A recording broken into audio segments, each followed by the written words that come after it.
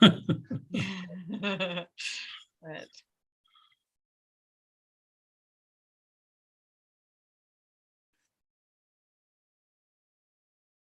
Okay, can you guys see the Google dashboard? I can see it. Crawling, indexing, and serving? Nope, don't see it. All right. All right, greetings everyone. I'm saying hello in YouTube chat, reminding people to ask questions and suggest topics. We are going to do another Q&A, but I wanted to revisit the Google search status dashboard because it's been a few months since they announced this, and they haven't put any data in it. So it's, I'm wondering what the state of this project is, because it seems to have never actually launched. Like, it's here with no information of any kind. It's just, I mean, why'd they even do it? And so it raises the question, is this dishonesty or is this like corporate ineptitude? Because if it's a case where Google had layoffs and the people who were in charge of this program aren't there anymore, they should, just let people know it's discontinued and take it down. But if they're gonna pretend this is a thing, well, there's like no data in it. So it's really disingenuous to tell the world you're going to take accountability and then just not. So, Google, if you're listening to this, you ought to either actually make this an honest thing, or you should take it down. And if you're just going to let it ride, then every few months I'm going to point out that you're letting this dishonest thing linger on. So either make it honest or take it down. And it's okay, like if the people who were running it didn't survive the layoffs, that's fine. Just take it down. We all understand. But if you are going to say this is a serious thing and Google just has nothing to announce ever after months and months and months, I have a really hard time believing that. And I believe people who are watching the data of what's going on with Google have a very hard time believing that. And we currently have a thread in Search Engine Roundtable about disruptive activity that is a record-breaking thread in recent months that has over 300 responses on it in just a few short days. Nothing to announce. Not even a slowdown. You get 300 responses on your activity, and there's not even a, hey, we're doing things service information. Hey, expect something here because we're doing something big that might trigger 300 responses on Search Engine Roundtable. Nothing.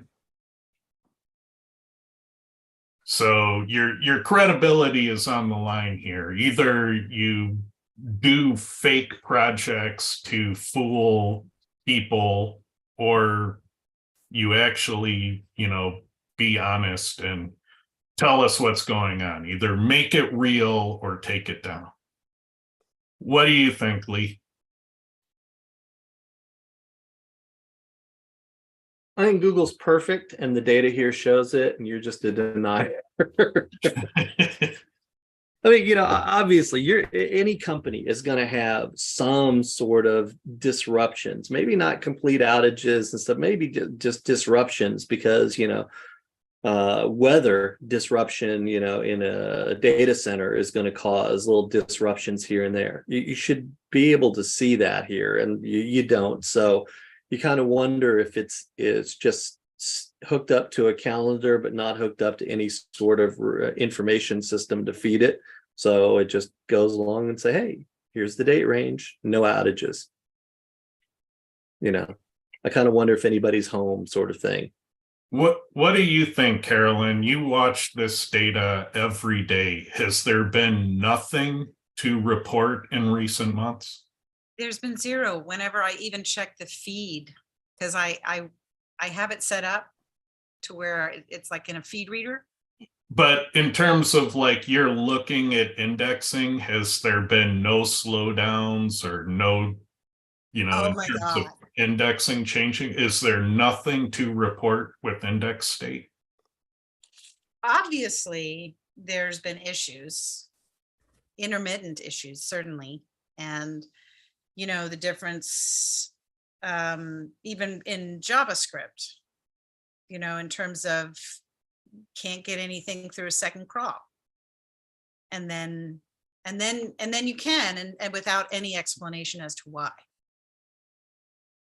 So I'm seeing, like, if I were keeping, first off, I find this incredibly validating, because I know when I first started talking about this, everybody's like, what the hell is serving, right? So so in that way, I kind of like that it's there, but in terms of being useful, I have not found it to be useful. And if I were keeping track of things, I would have this all marked up. You know, if I was sitting where they were sitting and could see everything, I would definitely mark it up. All right, Google, you need to hire Carolyn to manage this for you going forward, because you guys aren't doing it internally. What do you think, Clint? What's the point of this if they're not going to put any information in it? Just shut people up from crying about how their websites aren't indexing. Boo hoo hoo, my site's not indexing, and they just got tired of making, you know, well, what's going on with your domain is causing it not to index. What's going on with your content is causing it not to index. They can't answer that for everybody. So they just created this to go, look, universally, it's fine. If something's going on with your website, that's your problem, not ours. That's what this says to me. Yeah, what this says yeah. to me is they were disingenuous and they're lying. And I so don't know, maybe they are, maybe they're not. I mean, it's it could have been something that they had reasonable expectations to keep going, and then if they had to figure out at what point is busted versus not, which is the outage versus the disruption versus and it's a search status dashboard. It doesn't say it's an indexing dashboard. It does say crawling, indexing, and serving. So if it's indexing and the system is on, and then your test sites don't get indexed, is that Google's fault or your fault? So it's very vague. I think it's intentionally vague so that they have something to go, look, no, there's nothing going on. So are you going to feel the same way if in 6 months they still have nothing in the system? I mean, the last time I looked at this was never. So yeah. Yeah, see, I think it's a lie. It's a slap in the face of the community, and persisting it is an outright lie. So I'm calling them liars until they either take it down or make it honest. Well, I'm they might flat out calling them liars. There's ways to utilize. I mean, if you take whatever the problem is and divide it by 1 trillion pages, the graph would look like this. And it's a way to obfuscate the fact that there is problems, without technically lying. You're just misleading with this. But yeah, don't mislead searchers, right? They're misleading a lot of searchers. So they're not even following their own ethics. So I consider this a lie, and the longer it stays in this state with no explanation, the bigger the lie.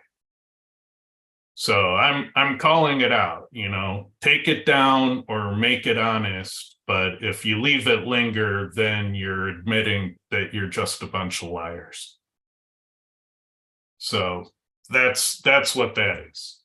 Do something, and whatever the answer is, I'm willing to trust you that you're being honest. But if you let this stay in this state, then I think you're just confessing that you're a bunch of liars. And so do something. Because yeah, doing this is not okay. So they should have some explanation for why this has no data and has never been updated, not even once. And so, you know, the current event that triggers 300 responses in Search Engine Roundtable could at least have a service information. Hey, we got things going on at this point. You know, it can be as vague as they want it to be, but you mean to tell me it doesn't even warrant service information? And this is a lie, in my opinion. So they need to make it right. Take it down or make it real. But if it's in this state in 6 months, I just think they're even bigger liars. So yeah, that's my rant. You know, people like Ted rants. That's my rant. I'm calling a duck here. So that's how I see it. And, you know, any type of clever response of, you know, oh, you know, we put it up because our systems are always good and you should be looking at your website. No, thanks. That's not helpful. That's contrary to helpful. That's misleading searchers. So yeah, that's all I have to say on that. All right, I'm going to give the rant about a 6. Your voice didn't get really elevated, nothing got thrown. So 6 out of 10. No, I agree. I agree. It's not my best rant, but you know, I feel like somebody in this industry has to hold Google to account at some point, because nobody does. They always give them a pass, and we shouldn't. As an industry, we shouldn't give them a pass on crap like that. You know, it's not cool that they do that. And there are reasons why we can accept that it happened, like, you know, the layoffs. The person who was doing it is no longer there. Perfectly valid. Just take it down. Say, we had good intentions, didn't work out, layoffs killed the project. Perfectly fine answer. No answer, not okay. All right. So how are you guys viewing this current update activity? What are your thoughts on the current update? Any patterns? There's only one that I've seen. You know, I've got lots and lots of sites that I track, lots and lots of tests and things like that, and then personal sites. And during the update, almost nothing moved. The only thing that moved is I had one cluster of sites that was done that just started to move up sharply in unison. It was a little cluster of them. And they moved down a bit, not like a drop off a cliff, but they moved down after the May update. And the only thing that they have that I can notice that's different is they had a little bit more extensive schema. I mean, most of the time you just have, like, if you use schema, it might be basic web page schema. Here's it about, here's what it mentions, you know, this kind of crap. This was more extensive. It was, you know, local business schema. So you had the, you know, the organization shit, the services, all that kind of crap in there. That's the only real difference that I can see in those sites versus other ones that I've got in.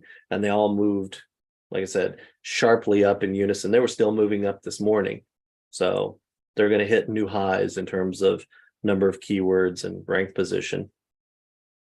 Yeah, I have one site that saw movement, and it was a number 1. Now it's a number 90. But we've seen that before when Google rescores a page. So I think the right thing to do in my case is just to wait, because oftentimes those ones tend to bounce back on their own. Yeah. But haven't really looked as to why just that one. Right. So I don't have a good explanation. I can't definitively say it was the update. It could have been press release links decaying. It could have been NARC SEO situation, so it's a candidate for that type of activity. Right. Could have been a number of different things, so I can't quite say it's the update. Yeah, I mean, we've got a ton of, because normally you'll see, like if I track a site that maybe 50 keywords on a daily basis, somewhere between 10 to 15 of those keywords will move. And a lot of times it's up or down a position, it's not much. The fluctuation is fairly minor, but looking at 10 to 15 keywords out of 50, 20 to 30% of the keywords move a little bit each day. During the update, that dropped down to 0 to 5%. And so it's like, I'm looking at the glassiest waters that I've seen in the middle. Everybody's saying, there's turbulences everywhere. And it's like, I just don't see it in the stuff. And they're not all my sites, like they're test sites. So we're all, look at building, doing something with a bunch of plumbing companies or an e-commerce site or whatever. And all of those are just, it's eerily quiet on that, which is how I know when an update is coming a lot of times. So the only thing, like I said, the only thing that I saw movement on was that one group of sites that had more extensive schema. So I know in a couple of weeks, about a week, I'll take a look at the core shared data and see if the schema factors have moved up, or if there's something else that's pushing those sites. Any opinions, Clint, on the current volatility? I have most of my results and what I was seeing on the show yesterday, so I won't rehash all that. But for the most part, opposite of what Lee said, he didn't see anything. Everything that I've been touching is going up. The only things where it hasn't gone up is where I'm changing the focus. So if I have two nearby cities, then I have to redefine the pages for those specific cities versus the merging into one kind of thing. I saw those go down, and then theirs are coming back up and then fixing themselves properly. So, I mean, and for me, this update's been awesome. I got one website before the update, we were averaging about 15,000 visitors a month. And then after the update, I had 30,000 visitors in a week. So it seems like a win for me. That's a good update. So yeah, most of my keywords are number ones or top half of page ones. So there's not a lot of room for up on what I was watching. So I haven't been looking at other keyword spaces as of late. And so I'm kind of blind to those different areas. So I'd imagine if I was doing more in lower ranking pages right now, I'd probably see similar trends, but honestly, I haven't been looking in those ranges. And so it's one of those things where if you're out there, you'll probably see a lot of different accountings, and you got to just keep in mind that people have different perspectives based on what they're looking at and what their current situation is. So I know a while back you were having that canary project that you were looking at. Did you happen to go look at some of those and see if they've moved? All right, that's an interesting notion. I haven't re-pulled canary values, but I can look at a couple. Let's take a look at a couple calibration keywords.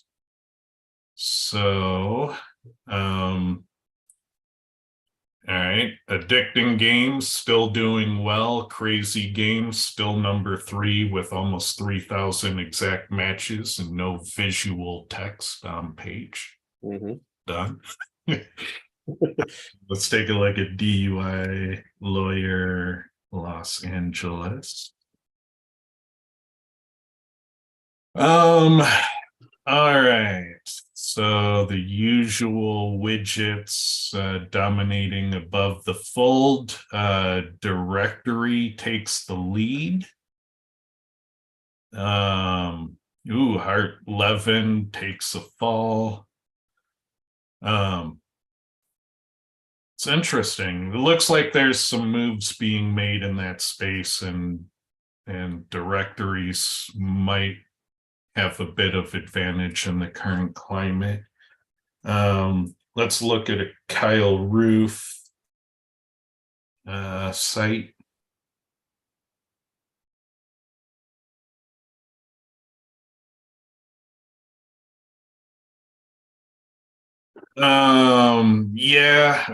Keyword stuff, lorem ipsum, still 1 and 2 for real keywords and real cities. So yeah, fundamental laws of SEO have not changed.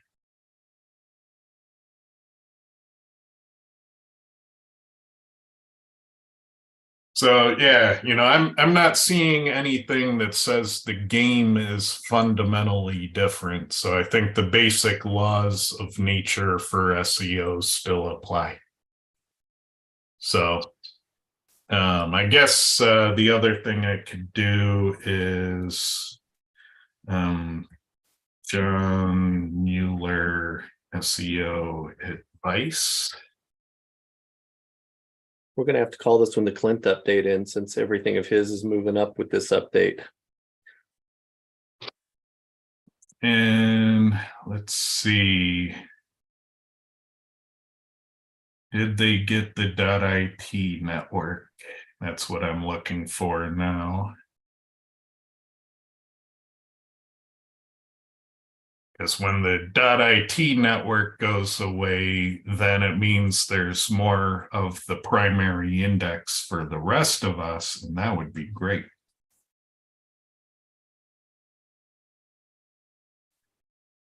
And so far, I'm not seeing any.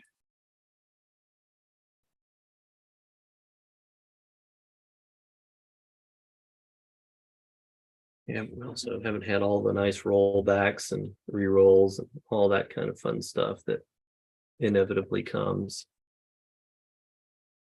Wow, normally I feel like I would have seen .it spam by now. So,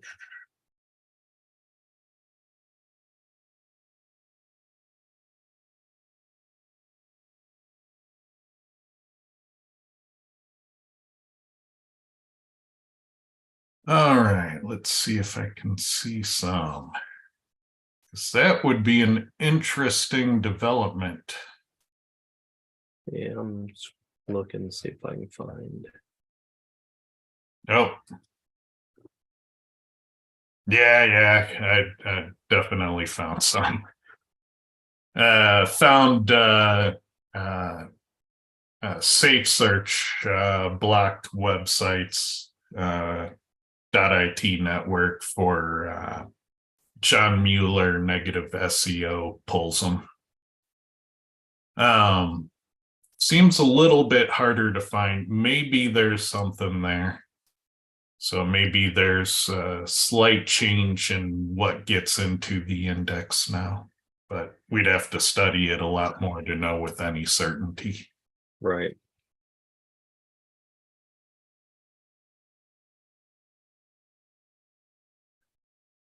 All right. So let's pop out the chat and look at some questions. Now that we basically got nowhere on the update, because there's really nowhere to get to on this update until we have more time to analyze it and figure out who's impacted and what kinds of pages are impacted.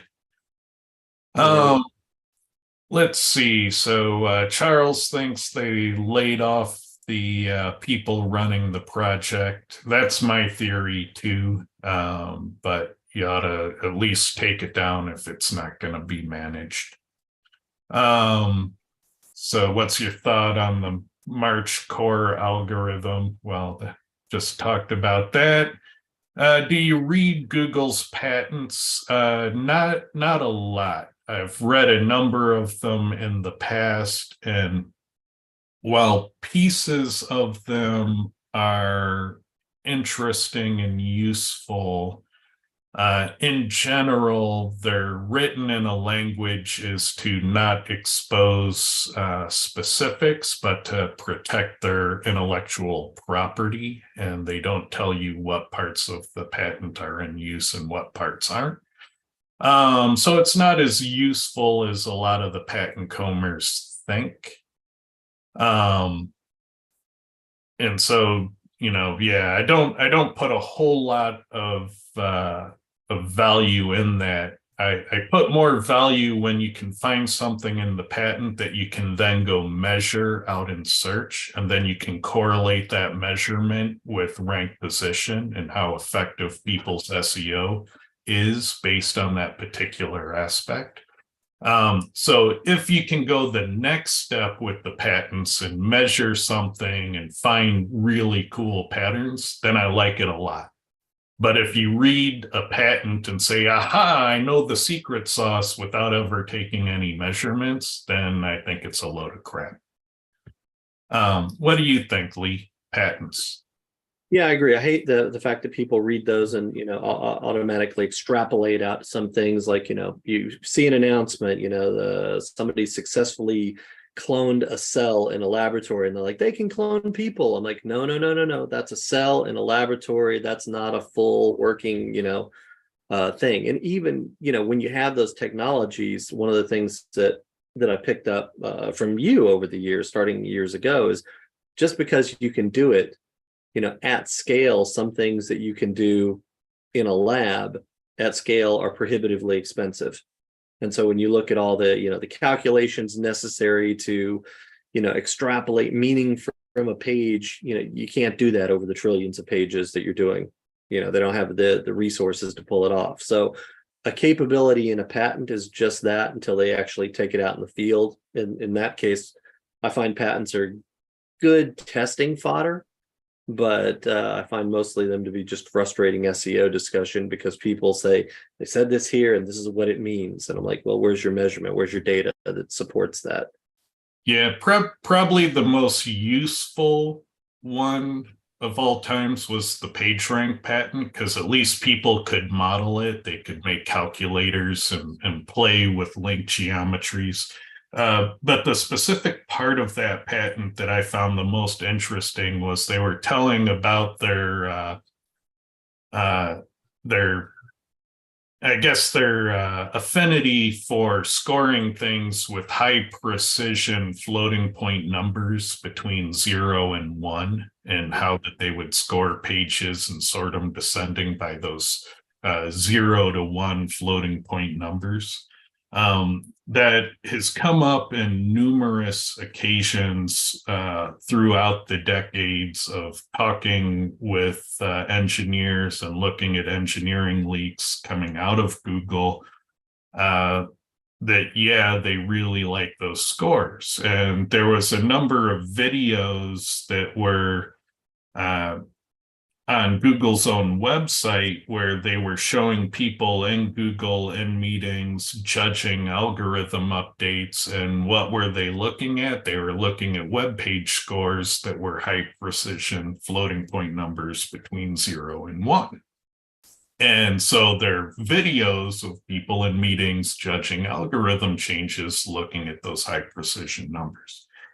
So there's a lot of evidence that that's kind of what things are boiling down to, is a rank score between 0 and 1 sorted in descending order. And so that kind of frames the game of what we're doing. What are things that we can do on and off page that affect those ranking scores and put us in a better stack ranking? And so, I think there are fundamental clues like that over time you can build evidence and say this part of that patent is something that's actually happening behind the scenes. Mm. And so I think, there are parts of it that are true. And the things you never know are the coefficients, like what's the weighting on PageRank from the PageRank patent.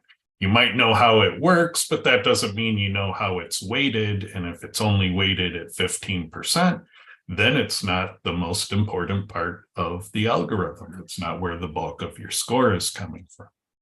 So, there's a lot you still don't know, even if you have the patent. Let's see, Clint, any thought on patents? I like looking at them. They're good testing fodder for the most part.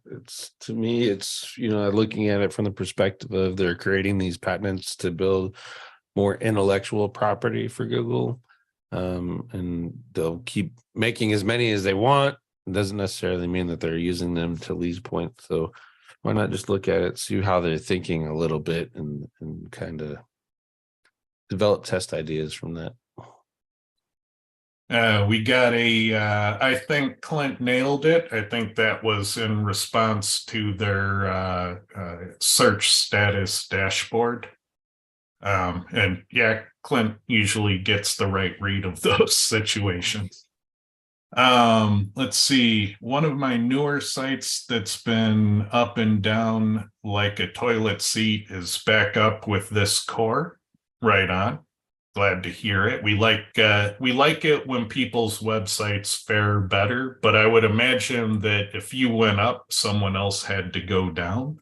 So it should probably be an equally proportional downturn for somebody out there. It'd be interesting to figure out who they are and what those pages are like. Maybe a SERP analysis. You look at your keywords, like your Quora reports, look at the result sheets and see who didn't fare well. See if you can find patterns on the people who fell in your history of results. So people with a pretty good Quora history probably are in a good place to find good clues. Manually. Let's see. Well, I didn't have a tool for analyzing losers. So that never existed. I would, let's see, I would love to 5% hear your opinion on semantic and n-gram modeling that Chris Butler, you mean Clint Butler, mentioned recently on SEO this week.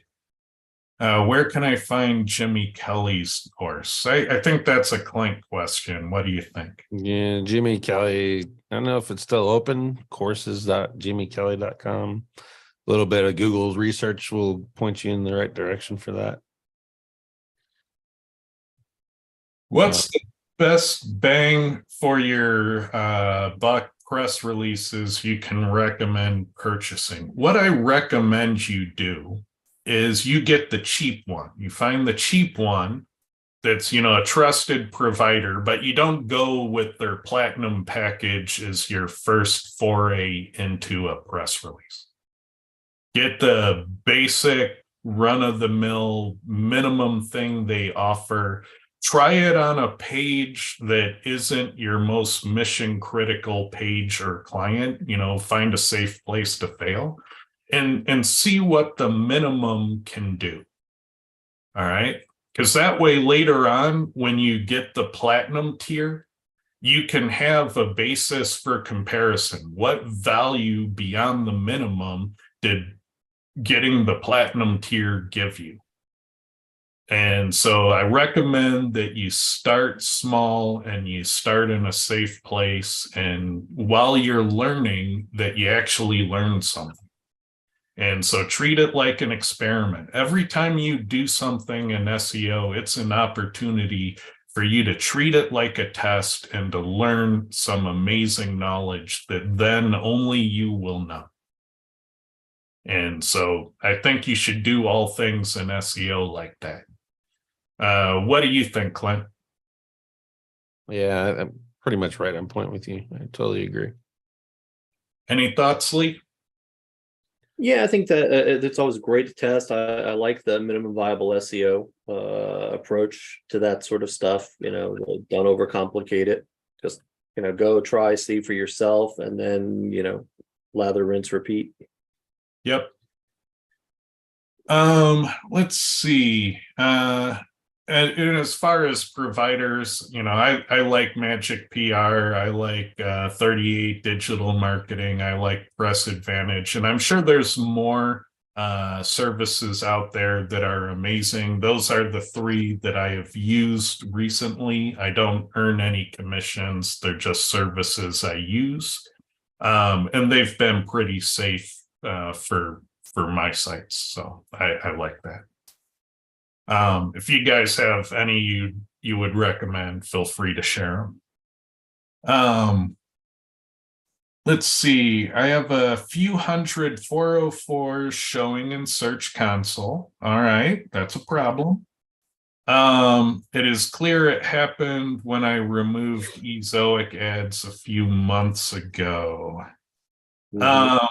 Well, you should probably figure out if those 404s have backlinks out in the world, because if they're in a state like that, then you probably have to handle them with redirects. If they do not have backlinks out in the world and they're just an artifact of an ad program that got indexed and probably shouldn't have been.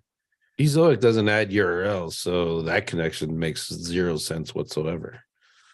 0 sense whatsoever. It doesn't add URLs, it adds ad blocks to your pages. So Yeah, but I think I know, because we added Ezoic on that, and we started seeing some of that in Search Console where there were weird little URLs. They're mostly parameterized URLs that come from those ad blocks, and I was like, what the hell are these things? Did we get hacked or, but it's on the sites that we put Ezoic on, tends to have that shit. So that's one of the things that I've got to investigate, see if we can find a way to turn that shit off, because, I don't want those URLs there.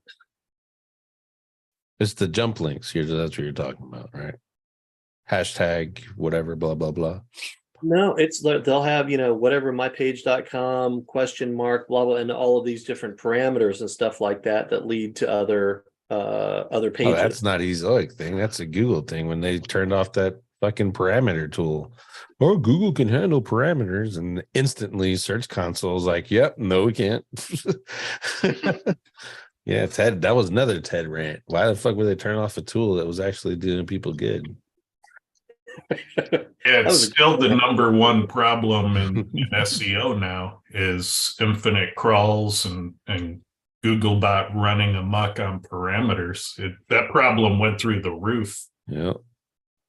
They were not in a place to handle it well. They just decided you're screwed if you have that problem. That's all they did, is they aren't supporting you on that problem anymore. Now those parameters though shouldn't be for a foreign. No, they should redirect. If the parameter link doesn't work, it should redirect to the primary link. I'm not too familiar with this platform. Is it possible there's something like a WordPress plugin that could have been doing some clever things that's now left it in a weird state? When you install it, it's a JavaScript system, and then you work with them like out of the box. It turns your website into one of those news websites with fucking ads everywhere. But if you work with them, it simmers that down. So there is a little bit of code you got to mess with,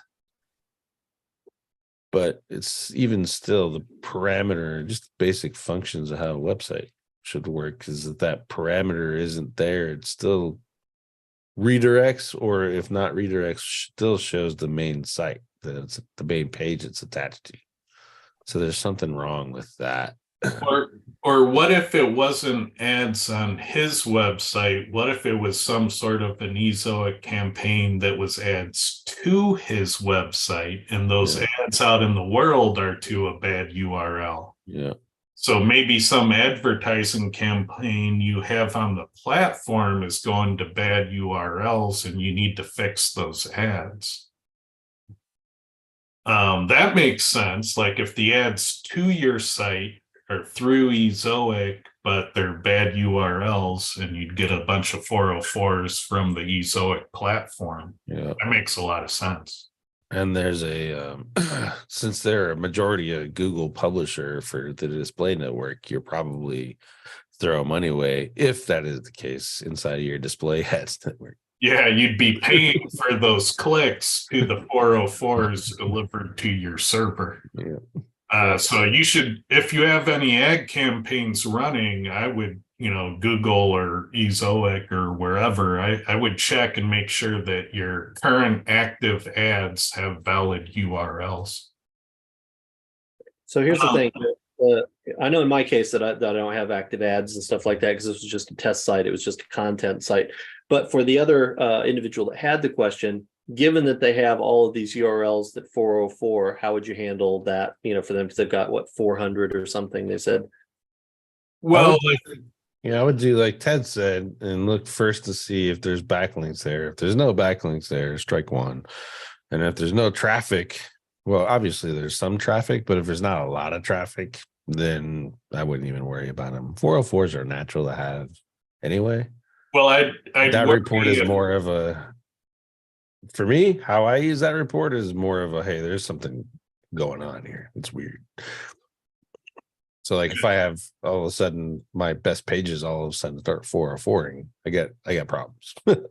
Right. And that's a good alarm bell for it. Well, I wouldn't say a good alarm bell because usually it comes way late after the damage is already done. But for the most part, yeah, I look backlinks and traffic. If it doesn't have backlinks and traffic, then I don't worry about those 404s. If it does have one or both of those, then I'll redirect it to a relevant page.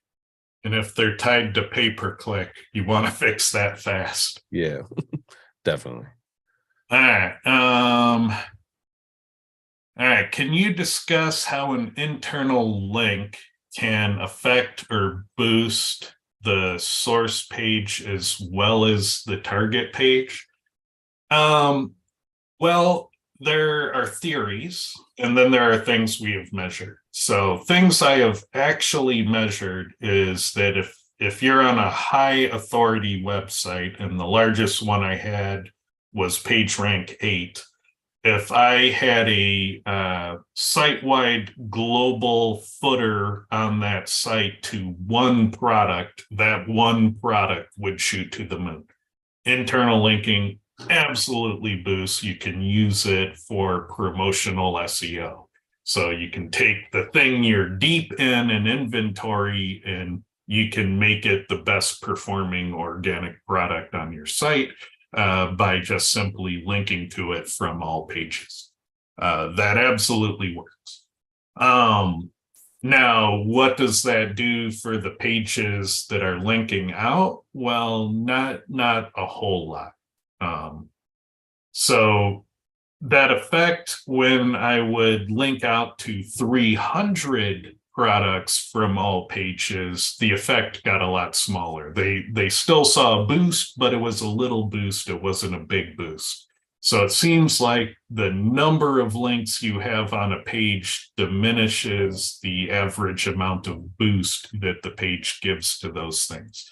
So if you internally link to fewer things, you give a bigger boost. If you link to 300 things, you give 300 little boosts. The page does not appear to lose rankings or anything like that. So it's not spending its authority in a destructive way. It maybe has a pool that it can spend, and that's divvied up, but it's not to the detriment of the page itself unless the links are somehow grossly off topic. What do you think, Lee? Yeah, I think the other piece that the other part of that question that I hear is, is a fundamental question that there's a lot of discussion around is, does linking out from a page, maybe even linking off your domain to another page, does that help boost the current page? And there are a lot of theories around that. Not a lot of data that I've seen on that though. Like on my site, if I link out to SEO Tool Lab, does it improve the authority, the trustworthiness, some metric that allows my page to rank better? There are a lot of claims on that side of it as well, so whether it's internal or external. So I don't know the answers to those because I haven't tested them, but that's the flip side of it. Yeah. And there are clever things you can do with that effect. Like one of the things I was able to do in online retail is when the fulfillment center was running critically low on warehouse shelf space, I could search the database for nearly sold outs, and I could promote nearly sold outs aggressively using that site-wide footer tactic and help clear pick bins out of the fulfillment center more efficiently. And that was the project where I discovered what a CRO powerhouse the words nearly sold out are. Because when you go into your products and you right next to the price where you can select quantity and add to cart, if you put the words nearly sold out, man, it really drives people to convert on that. Nearly sold out is one of the best undiscovered gems in e-com. And online retailers, they're always apprehensive about sharing their inventory levels. They don't want competitors to know how deep or not deep they are in things. But you can set that threshold for nearly sold out verbiage to be anything you want. That could 1,000 units might be nearly sold out to one retailer, and it might be, fully stocked to another. So keep it in mind that people see nearly sold out, and that drives FOMO. Let's see, where are we? How would you define an average, good, and great SEO? Well, I think at a fundamental level, like people have these strong opinions about, the last SEO for the business was really bad, but I'm the current SEO, so I'm really good. And so there's like a lot of that going on. And really what I've come to learn over the years is that when people say that their on-page SEO is fantastic, I'll run a Quora report and I'll let the data tell the story. And what we find time and time again is that nobody has perfect SEO. Generally, everyone you encounter is going to have incomplete SEO. A lot of the SEO that they've done is part of what they needed to do. They just haven't done enough. And so I think the vast majority of the spectrum out there is incomplete SEO or, complete SEO. It's not necessarily good or bad or, amazing. Is it complete or is it incomplete? There are some cases where it's absolute garbage and damaging SEO, but that's not the norm. Those are the exceptions. So I think by and large, you're dealing with incomplete or complete SEO. What do you think, Clint? Yeah, I agree. The rest of this question, this is a duplicate question from SEO this week. So I pretty much gave my definitions of those three levels already, but for the most part, I mean, any one of us can go to someone else's work in this thing and just tear it apart based off of our opinions and what we think is right and what we think is wrong. So I mean, at the end of the day, I just throw this repeat question back to the asker. What do you think is average, good, and great SEO? It's interesting. I saw, I was talking to somebody this morning, and their website's getting off the ground. It's ranking really, really well. And the funny thing about it was they have on their pages minimal content. I mean, on some pages, there's like 50 words of content, but they built an amazing backlink profile to start. And so they're ranking really well. So you're like, how the hell are these shitty pages ranking for these, competitive terms? Well, it's an amazing backlink profile. And then on the other side, you see some pages that have just amazing on-page SEO and a minimal backlink profile ranking pretty well. So there's a lot of ways to rank well. And it's very easy to go in and say, oh, look, they didn't do this, so they didn't do that. Well, maybe they didn't need to, to get where they are. I can look at Ted's pages ranking #1, and I could find things that could be done better, things that he neglected to do, but he's not going to do because he does minimum viable SEO. So I'm going to go back to something that Ted said a while back about this particular topic. It's what's the one, where's your failing point? What's the white whale that you couldn't hit? If I said, oh, I could never rank for, bookkeeper Tulsa, you're like, oh, damn, that's got to be one of these. So that's one thing. But, Ted's white whale was yoga pants and stuff like that. So that's a good way of determining. It's another way of determining, a good from great one. Because you can look at what's the failing point, what keywords can you routinely rank for versus the ones that are out of your reach. So sorry, Ted, stole your shit. Yeah, no, I agree. You learn a lot more about an SEO by finding out the keywords they couldn't rank for.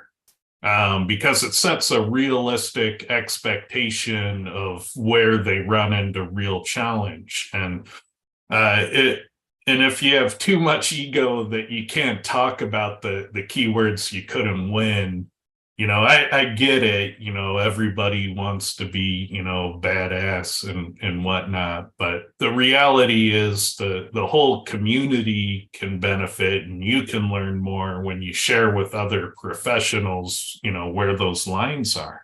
And I've openly talked about the fact that in online retail, yoga pants was the one keyword I couldn't win for the retailer. I tried and failed hard on it. And, I have a pretty good understanding as to why. And if I were to go after it today, I would compete in a different way for it than I did all those years ago. But I also use it as a litmus test, because people who call out my kung fu, I tell them, well, how easily can you rank top 100 for yoga pants? Can you break into that keyword? Because if you can't, then you have no right to be giving me shit. So, and that gauntlet has been thrown for years. And so people have, given me a lot of flack about putting it out there, but yet no one has shown me an easy way to rank for that keyword. Now, if you come in and say, hey, I threw a mountain of authority assets on it, yeah, no duh, you can spend money to rank a page. Show me how you did it with, almost no authority assets. Show me how you did it minimally with less than I would do. Show me how you have better kung fu, not deeper pockets. And because that's what I want to see. That's what I want to learn is there an easy way to break into a keyword like that?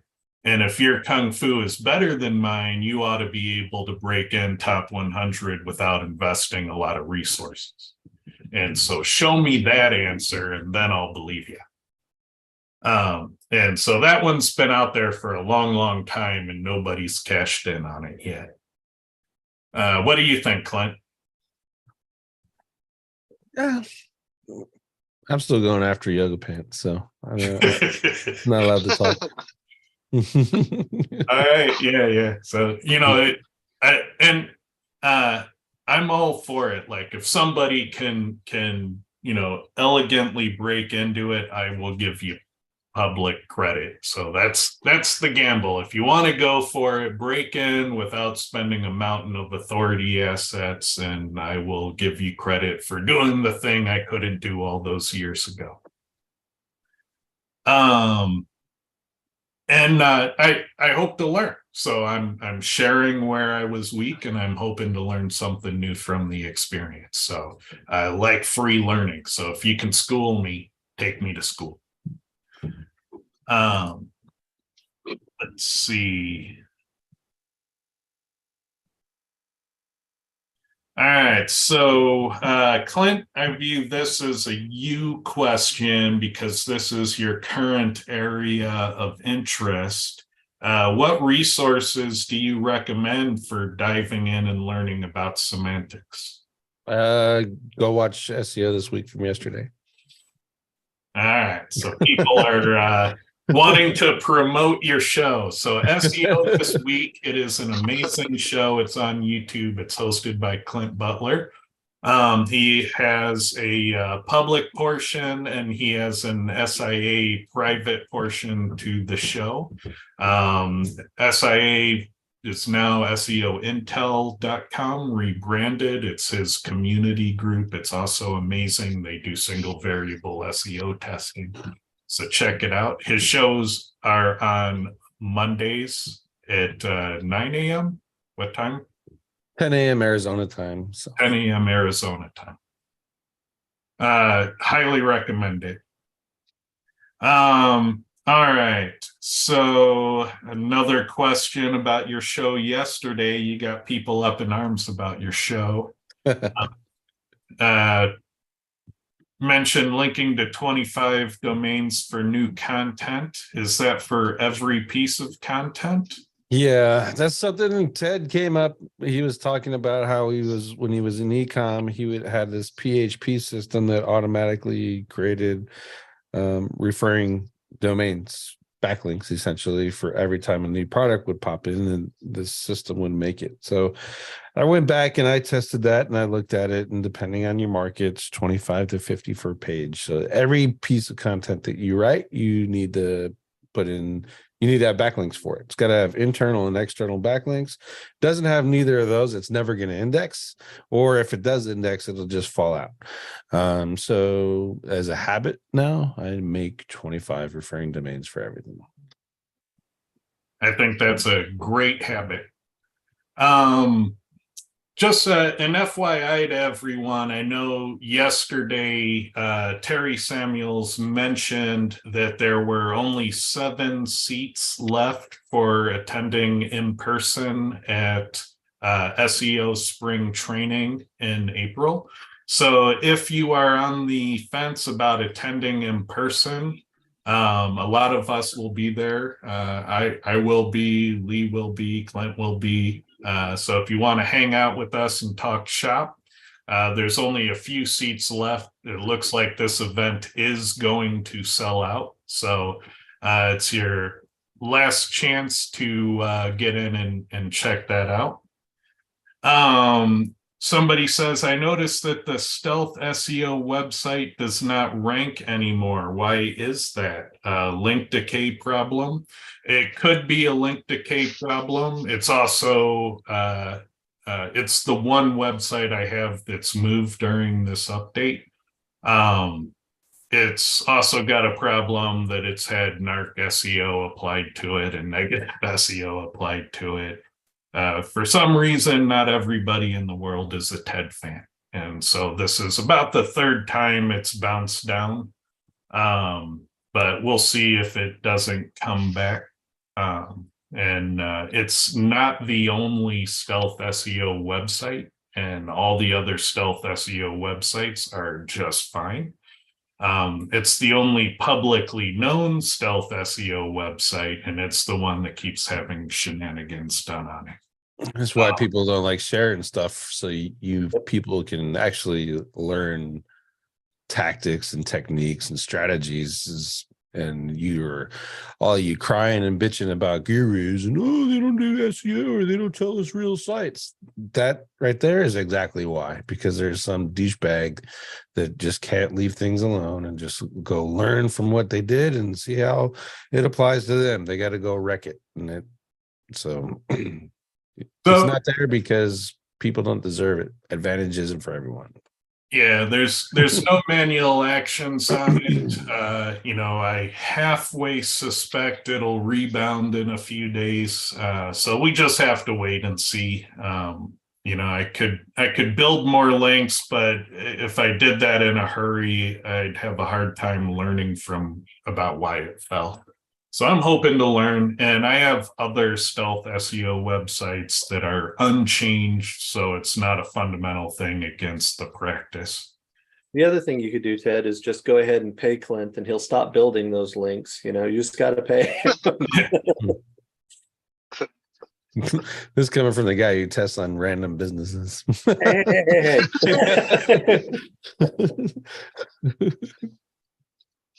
All right. So let's see.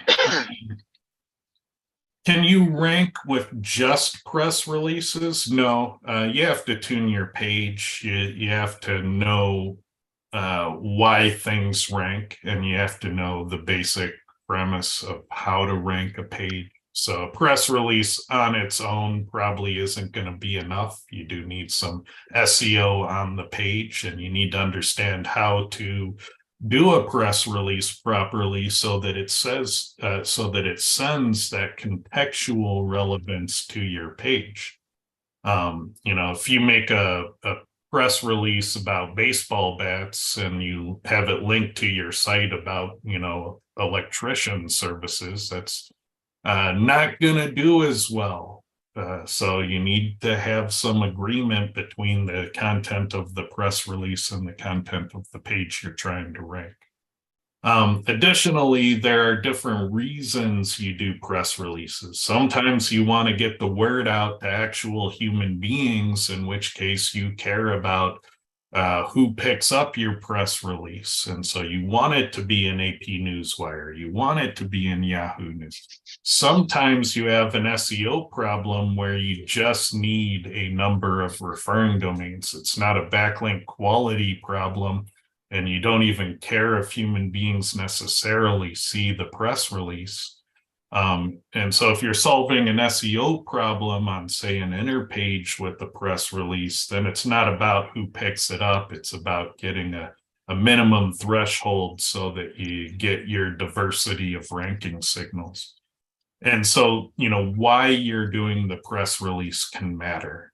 And so, make sure that you consider that. And the target of the press release would then be important too, because if you're trying to communicate to human beings, then oftentimes you want to do the press release to the homepage and make a big announcement. Because once it's top of mind, then brand searches go up. And so, homepage. But if you're trying to rank an internal page for something specific, doing a press release to the homepage is going to have very minor effects. Kind of added one more step removed between you and your goal. So in those cases where you're trying to get a specific page, specific keyword, you wouldn't necessarily want a homepage press release to achieve that. And so you got to think about what your goals are, and you need someone who understands those needs and can craft a press release to help you best achieve those goals. What do you think, Clint? Yeah, I mean, that's kind of a loaded question. If you're trying to rank for Ted could buy his pink yoga pants with the tail, then yeah, you could probably rank with press releases without doing any of that stuff that Ted said. But if you want to make that a viable business solution for some link building and some promotion of your content, et cetera, you do have to, make that a part of a complete total SEO campaign, not just a one-trick pony kind of approach. Yeah. All right. I would agree with that. Let's see. As you turn the question back to me, I'd say average SEOs use the talking heads tactics. Good SEOs test, and great SEO tests lots and ranks global at scale. Yeah, that's a good measure as any. I think global is a tough measurement, wouldn't you think, with all the different search engines and there's different algorithms for each country. And I guess if you rank globally, and if I can, my number one in .com, google.com and google.co.uk and google.vietnam, then I guess, yeah, it would be a badass, but I don't think that person exists unless I own Google.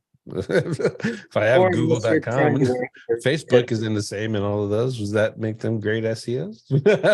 you see it a fair amount in enterprise e-com. It happens. I mean, it's never your best market everywhere. but Is you it could at be the in a lot of SEO markets. at that level? It's enterprise ecom. You're talking Groupon, Amazon, Walmart. Is that because they're good SEOs or because it's Groupon, Amazon, Walmart, and It's Target, TJ Maxx, yeah, it's largely authority sites. IKEA? But it does happen. What I'm saying is it does happen. It's yeah, but it is authority sites. But to Um, piggyback on what Clint said earlier, if you went after, Ted Kabitis pink yoga pants with a tail, I hope I got that right because I'm writing the press release now. If you translated that into, the different languages of the different countries, if it's a low enough search volume term, you could probably do that globally, I would think. Be an interesting test. so Lee, you used to be a gambling affiliate, Yes. and how did that work out? Was that lucrative? No, because that's a story of just utter and complete fucking failure. So I'll truncate the version of the story. I was messing around with SEO. They had a methodology at a particular time. This was, I don't know, 15 years ago. And you just looked at other sites that ranked on page one. I like this headline, I like this content, I like these images, and you kind of use those as to build your own and stuff. And then it utilized pay-per-click ads to do it. So I started to do PPC, and it was in a Texas Hold'em niche, and it was killing it for about a week. But I didn't know that, I don't know, 6 months earlier, Google had announced that in 6 months, they were no longer going to have gambling ads. So basically, I went live in the last 10 days that the gambling ads were up, and then the site died a horrible death. So yes, I was. No, it didn't get to a point of lucrativeness. Let's see. If you had 100 ecom sites, what would be the first three priorities? 100 Selling 99 ecom of sites, them. footer links, footer links. Number one, site-wide footer links across the network. This website also owns and operates the hammock store, the garden gnome shop, gift baskets are us, to do a disclosure statement, mega footer, and crosslink. That would be day one. What do you think? Clint and I had the same solution. We came up with it at the same time. What's that? Tell him, Clint. Selling 99 of them. I don't know that I'd sell 99 of them. If 15% of them work really, really well and the rest work okay and about 15% are horrible, that's a pretty decent mix that you can leverage. There's a lot you can do with that. In terms of getting them to perform, probably your first SEO audit is to go through and do names of things SEO and figure out all the things that are named in a way that they'll get zero search volume organically. So you find your categories that are called gifts and delights, and because nobody searches for delights, you rename the category to unique gift ideas. So it stands a chance in hell of getting organic search volume. And so you do that names of things audit across all 100 sites, and you should be able to figure out names that stand no chance of getting traffic. The majestic orange snuffler needs to be renamed to orange scarf, so it has some ambient findability. Solve all that basic stuff first, and you'll be delivering a ton of value just right out of the gate. And it's the easiest SEO you can do. You're cross-linking sites and you're naming things so they can be found. And you haven't even touched the hard stuff yet. Any other thoughts? Mm. All right. Should jump link URLs have capital letters or not? Thoughts? I would say no, because capital letters cause problems in certain things. So just standard, I would make them lowercase. Go watch yesterday's episode. You're getting like every question brought up again. All right, stop asking SEO this week question. You guys saw it already. Yes, we like the show. It's a good show. I'll answer all the SEO this week questions. Whatever Clint said yesterday was completely and utterly wrong. Don't listen to him. He doesn't know what the hell he's doing. There, now we've got 5 platter. Exactly. Yeah. All Tell your right. mastermind that too. I want to make sure everyone knows that. Should Perfect. Saying don't follow me. Go worry about indexing. Go watch Carolyn's podcast. There you go. yeah. For referring domains, I don't care about Class C's or IP addresses. Yeah, Wix.com has 12 million domains associated with their servers. Go buy yourself 25 domains and go to pbn.hosting and set it up there and you're good. Done. All right. And I think that brings us there to the end. So thanks a lot, everyone, for joining us again. If I missed your question, sorry about that. Just bring it next week and we'll answer it then. Until then, take care, everyone. Be sure to check out SEOspringtraining.com. There's only a few sites. Yesterday, it was down to 7 left before being sold out. So if you have any desire to go, it's literally your last chance to get a ticket.